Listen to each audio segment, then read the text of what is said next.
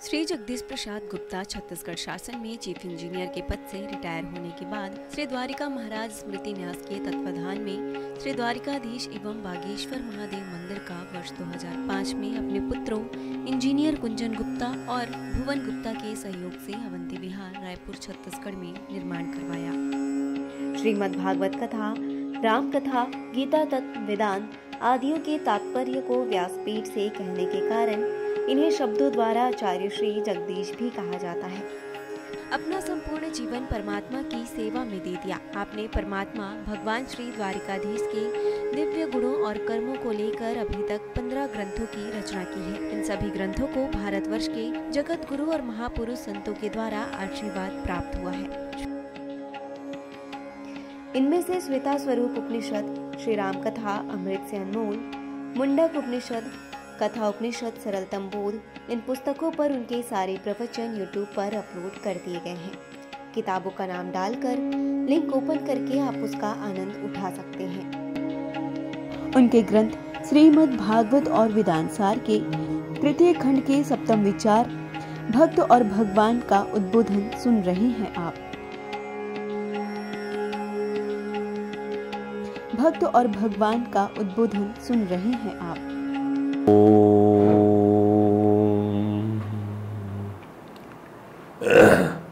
सच रामाय रामचंद्राय रामभद्राय वेद से, रघुनाथाय नाथाय सीताया पतये नमः। रामं रामानुजं सीतां भरतं भरतानुजं, सुग्रीवं वायुसेनं प्रणमामि पुनः पुनः। हरे राम राम राम हरे हरे, हरे कृष्ण कृष्ण कृष्ण हरे हरे। बोलिए परात्पर प्रभु त्रिलोकी नाथ, भक्त वांछा कल्पतरु, भक्त वत्सल कृपण वत्सल शरणागत वत्सल, भगवान श्री द्वारकाधीश महाराज की जय।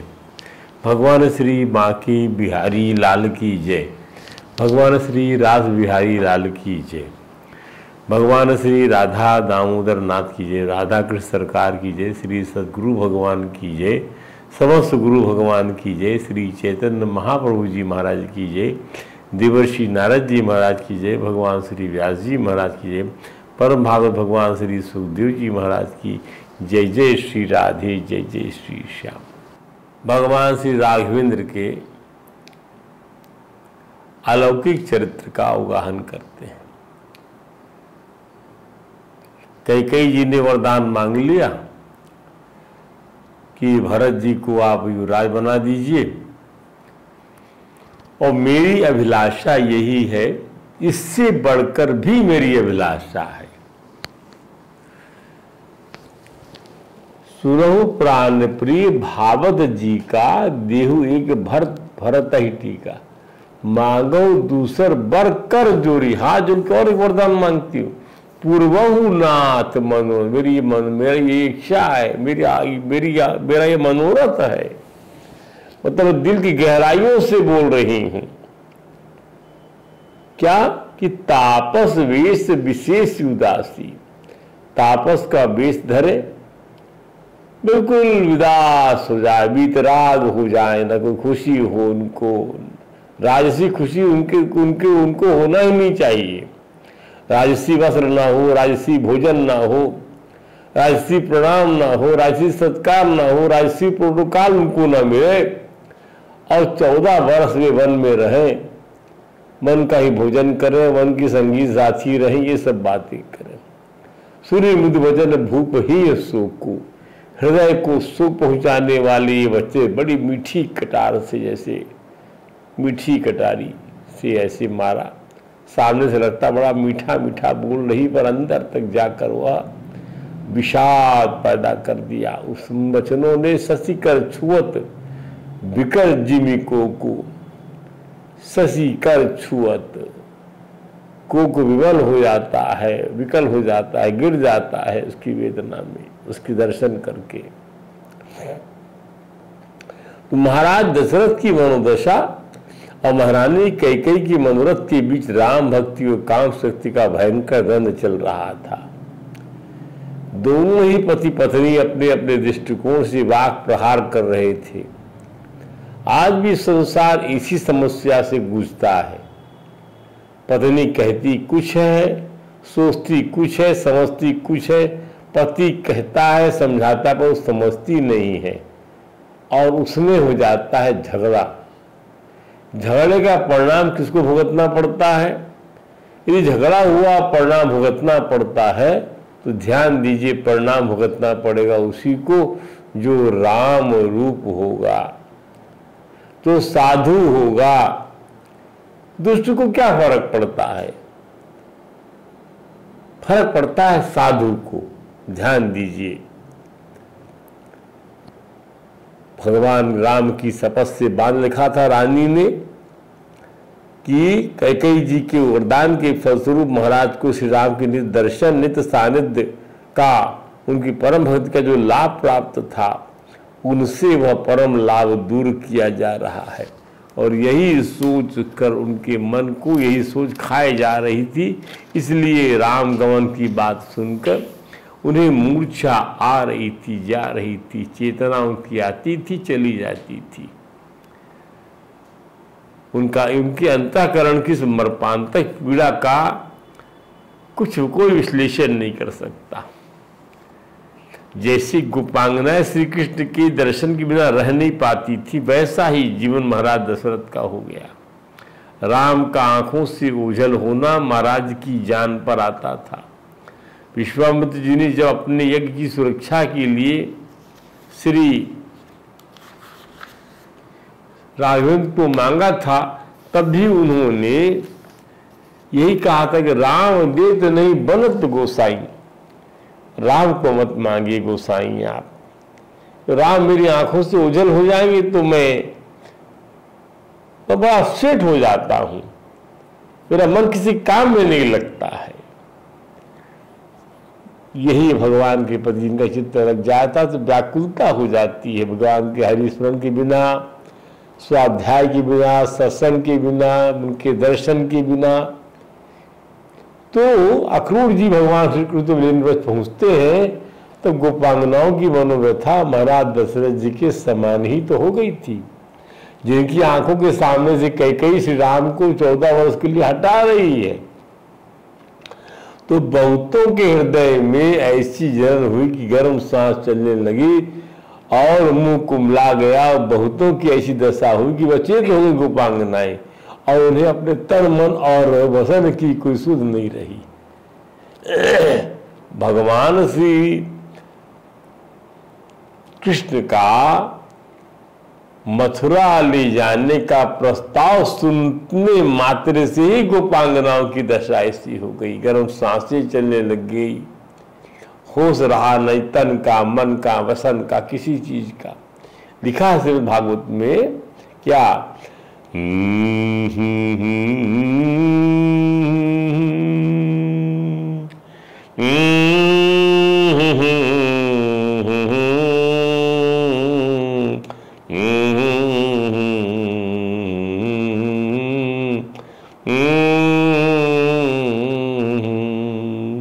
गोप्यस्ता तदुपसृत्या गोप्याता तदुपसृत्या बभूव्यथिता वृषम।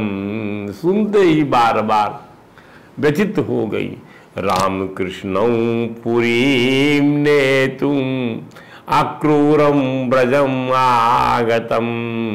व्रज में आगमन हुआ है अक्रूर जी का राम और कृष्ण को ले जाने के लिए। काश्चित तत्कृत हताप श्वास ससबलान मुक्श्रिया। ये सुनते ही श्वासें जो है गर्म गर्म सांसें चलने लग गई, मलान हो गया मुक्श्री। संसार कोलवल कैश ग्रंथस्य काशन। अचेत हो गई और तन मन की और वसन की कोई सुध न रही है। महाराज दशरथ को भी अपने पुत्र बने श्री राम के स्वरूप योग का ध्यान आते ही शरीर और संसार की चेतना साथ छोड़ देती थी। उनकी सबसे प्रिय वस्तु को कोई उनसे छुड़ा रहा था, कोई उनकी राम प्रीति को चोटिल कर रहा था, आहत कर रहा था। महाराज को ऐसी कुटिल चेष्टा बार बार हृदयाघात पहुंचा रही थी। मूर्छा जब आती थी और चेत आता था तब उसमें महाराज का प्रयत्न राघवेंद्र को वन गवन से बचाने का असफल प्रयास करने जैसा होता है। कौनो मेर हो इनका वन जाए से बचा ली जाए, इन तांस से राजा सोचती आए। उसके लिए वो कई पर वाक प्रहार भी करती आए। उसी क्रूरता से घायल होने के बाद कई को कुंवर वाणी से संबोधित करती महाराज का कहा थी, साधुरितस्य दीनस्य तद्गतस्य गतायुषाः प्रसाद क्रियतां भद्रे देवीराज्ञो विशेषताः।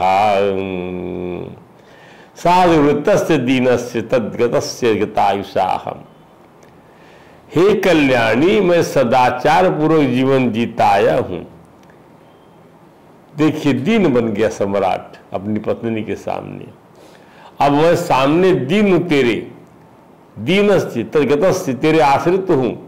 मैं सर्वथा मरणासन्न हो गया, मेरी आयु चली गई है मान ले तू। मैं मुर्दा शरीर का हो गया हूं। मेरे तो प्राय समझना तू मुझको, ज्यादा जीऊंगा नहीं। तू क्यों नहीं समझती कि मैं एक राजा हूं? प्रसाद कृताम भद्रे राज्यो विशेषता। मुझे समझ की कि राजा हूं। शून्य ना खलु सुश्रोणी मयेदम समुदाहृतम कुरु साधु प्रसादम में बाले सहृदयायसी। हे सुंदर कोटि वाली, कटी प्रदेश वाली कई नंदनी, मैंने जो श्री राम को राज देने की बात कही वो किसी सूने घर में नहीं कहा मैंने। वाल्मीकि रामायण में लिखा हुआ है, शून्य न खलु सुश्रोणिमयेदम समुदाहृतम। एक भरी सभा में मैंने इसकी घोषणा किया है। अतः हे बाले कुरु साधु प्रसादम में बाले सहृदयायसी। इसलिए मुझ पर भली भांति कृपा कर इसे सभासद मेरा उपहास न उड़ाए कि राजा जो है अपनी रानी के अधीन होकर दीन हो गया और अपनी घोषणा को वापस लेना पड़ रहा है। प्रसिद्ध देवी रामो में तद्वत्तम राजम व्ययम लविताम सीता पांडे यशा परम वापसी। हे देवी, हे कजरी नयने, क्या लिखा, हे कजरी नयने, मेरे श्री राम तेरे दिव्य इस आश्चर्य राज को प्राप्त करे, इससे तुझे उत्तम यश प्राप्त होगा। तद दत्तम राजम अव्ययम, जो मैंने तुझे राज दिया है इससे तुझे जो है यश प्राप्त होगा। इसकी तो राम को देगी तो श्री राम तेरे ही दिए हुए अक्षय राज को प्राप्त करे। मैं तुझको दिया तो राम को दे दे। लविताम सीता पांडे यशा परम, तू उत्तम यश को प्राप्त करेगी। महाराज ने यह भी विनयपूर्ण कथन किया कि रानी, श्री राम को राजा बनाने का प्रस्ताव मुझे स्वयं श्री राम को, समस्त प्रजाजनों को, गुरुजनों को तथा स्वयं भरत को भी प्रिय होगा। इसे पूरा कर दीजिए, सहयोग कर दीजिए। इतनी अनुनय विनय के बाद भी कई जी को संतोष नहीं हुआ। वे महाराज को और कटु वचन बोलने लग गई। कहा कराऊ किन कोटि उपाया, यहाँ न लागही राउरी माया। कितना भी उपाय कर लीजिए राजा जी, देहु की लेहु अजा सुकारी नाही। देहु की लेहु, जो उन्हें मांगा तो दीजिए, नहीं तो अबजस ले लीजिए। मोहिना बहुत प्रपंच सुहाई, मुझे बहुत प्रपंच नहीं सुहाता। कई कहती ही कहा थी कई, हे महाराज आप करोड़ों उपाय कर लियो, आपकी माया न चली मोरे सामने। काहे? या तो मोही जो मैं मांगे हूं वो मोही तुम दे दियो, और नहीं दे का है तो लो आप जस्ट लाई लियो तुम। ये अवधि में हम बोल रहे हैं आपसे, जो वहां की भाषा है प्रचलन में थी। मुझे प्रपंच कर मोही प्रपंच मोही सुहात नहीं आए, तनक भी प्रपंच मोही सुहात नहीं आए महाराज। और कह अपना अंतिम दांव चल देती है, महाराज की कमजोरी वर्षा की जमीन ही खींच लेती है। वो कहती है, हो तो प्रातु मुनि वेश धरी जौन राम बन जाही। सुबह होते ही वनवासी तापसी का वेश पहनकर राम यदि वन को नहीं गए, मोर मरनु राहुर अजस, मैं मर जाऊंगी, मुझे आप मुर्दा समझ लीजिएगा, अपने आप को मार डालूंगी मैं, और आपको अब जस मिलेगा। निपोसा मुझे मान माही। परंतु महाराज अपनी प्रतिज्ञा के बंधन को खोलने में स्त्री की कुटिलता के सामने स्वयं को असमर्थ असहाय पा रहे थे। जैसे महाराज बलि ने भगवान वामन के श्राप से स्वयं को मुक्त कराने में असमर्थ पाया था, किसी प्रकार महाराज ने धैर्य धारण किया, स्वयं को समझाया, और वह कैकेयी जी की मरने वाली कुटिल वार्ता पर कठोर वचन बोलते हैं महाराज। यस्तिमंत कृतः पाण्रग्नौ पापे मया धृता, यस्तिमंत कृतः पाण्यग्नौ, अग्नि को साक्षी मांगकर जो मैंने तेरा अंगूठा पकड़ा था, संत्यजामी स्वजम चैव तव पुत्रम सहत्वया, मैं तुझे तेरे पुत्रों का त्याग देता हूं। हे पापनी, मैं तो ही अग्नि के समीप सांगुष्टम ते गृहणामी, कहा सौभाग्य त्वाय हस्तम, सौभाग्य के लिए मैं तो हाथ आए पकड़े रहा हूं मैं, इत्यादि वैदिक मंत्रों साथ तेरे साथ जिस हाथ में पकड़ा मैं पकड़े रहा हूं, वही मैं आज छोड़ते हूं। आज मैं साथ ही तोरे और तेरे लड़का, तेरे से उत्पन्न तो लड़का भरत को भी मैं उसका त्याग करते आऊं मैं। इन तान से राजा महाराजा दशरथ कहीं अपनी रानी से, इसका अर्थ क्या है? कैकेयी जी की आत्महत्या से पहले ही महाराज ने महारानी को वध के समान दंड दे दिया। किसी का सौभाग्यवती से त्याग कर दिया उसके पति ने, तो वो उसके मरने के बराबर हो गया। महाराज ने अपनी ब्याहता रानी का पहले त्याग कर दिया। किसी स्त्री को पति अपने जीते जी विधवा बना दे, उसकी संतान को स्वीकार न करे, यह दंड स्त्री के लिए उसके वध के समान है। दूसरे शब्दों में पति के जीते जी विधवा बनकर जीना मर जाने से बड़ा दंड है। महाराज कैकेयी की कठोर और मर्म और आघात पहुंचाने वाले वचन बोलते हैं। आए पापाचारणी, तो इस राम के अभिषेक के लिए जो सामान आवा रहा, वह सामान से श्री राम के हाथ तो मूर्त तर्पण आए तय कर दिए, परंतु तय और तोर पुत्र दोनों ही मुझे पानी न दियो, मोर तर्पण न करे तुम लोग, काहे कि तुम लोग का मैं त्याग आय कर दियो। इन तरह से महाराज कहीं नहीं, ऐसी ऐसी कठोर और मर्म की आहत करने वाली बातों के बीच कैकेयी जी भी रोज भाव में अर्धमूर्छित सी होकर राजा से पुनः कठोर वचन बोलती हैं। क्या? वाल्मीकि रामायण अयोध्या कांड।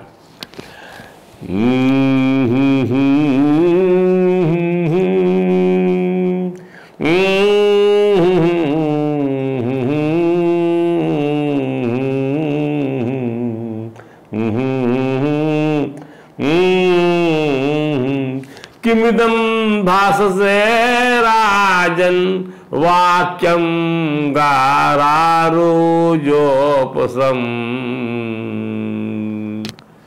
गररूज उपमम, ऐसे कठोर विष भरे विष शूल आदि रोग समाने से मर्मांतिक हसन क्यों बोलते? किमिदं भाससे, क्यों ऐसा बोलते? आनाय तुम अक्लिष्टम पुत्रम रामम मिहारहसी, आप बिना क्लेश के अपने पुत्र श्री राम को यहाँ बुलवाइए। आना ये तुम अक्लिष्टम पुत्रम, कोई क्लेश मत दीजिए। स्थाप्य राजे मम सुतम कृत्वा रामम वनेचरम, राम को वंचर बना दीजिए, वन विचरने वाला बना दीजिए, और मेरे पुत्र भरत को आप राज सिंहासन दे दीजिए। निसपतनाम जमाम कृत्वा, कृतकृत्यो भविष्यसि, उन्हें वन जाने की आज्ञा विराट से काटा हटाइए। निष्पतनाम जमाम कृत्वा, शत्रु विहीन कर दीजिए। राम को शत्रु मानती है कि राम रहेंगे तो राजनीतिक रूप से जो है वह भरत जाति नहीं कर पाएंगे, विद्रोह हो सकता है। यहां तक सोचा उसने। कई की इन बातों से महाराज राम राम करते विलाप करने लगे और इसी प्रकार अभाग्नि रात व्यतीत हो चली। प्रातः मुनि श्रेष्ठ वशिष्ठ जी अपने आश्रम से सुमुहूर्त में अपने शिष्यों राघवेंद्र की रात की आवश्यक सामग्रियों सहित नगर को पार करके महाराज दशरथ के अंतःपुर पधारते। क्या मंजर होगा, जरा विचार करें आप। रात्रि की ये कलह क्लेश हुआ, कोई सो नहीं पाया है, न महाराज सो पाए न महारानी सो पाई। सुबह जो मंजर था राम जी के राज तिलक का था, ये सब पहुंच रहे हैं वहां पर, लेकिन क्या पता क्या दशा हो गई। उस महल की दशा ऐसी हो गई कि महल जो है भाए भाए करने लग गया। नगर जनपद के लोगों से मार्ग और प्रसाद दोनों खचाखच भरे हुए थे। जब वो आ रहे उस समय अंतपुर में ये आ रहे हैं और रामचंद्र को देखने के लिए सब लोग खड़े हुए हैं लाइन से। बड़ा पुण्य माना जाता था यदि युवराज को देखा जाए, होने वाले सम्राट को देख लिया जाए तो।